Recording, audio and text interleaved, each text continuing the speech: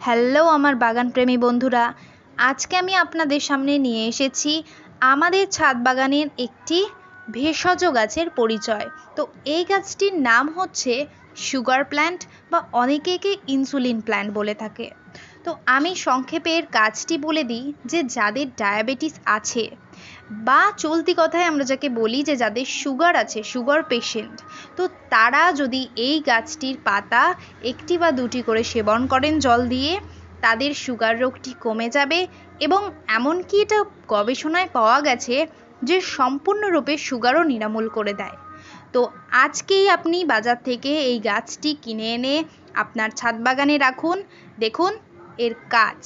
ঠিক আছে, আজকের ভিডিওটি কেমন লাগলো অবশ্যই জানাবেন এবং চ্যানেলটিকে সাবস্ক্রাইব করে দিয়ে আমাদের পাশে থাকবেন। ভিডিওটি ভালো লাগলে লাইক করে দেবেন, বন্ধুদের মাঝে শেয়ার করে দেবেন এরম নতুন নতুন আপডেট পাওয়ার জন্য।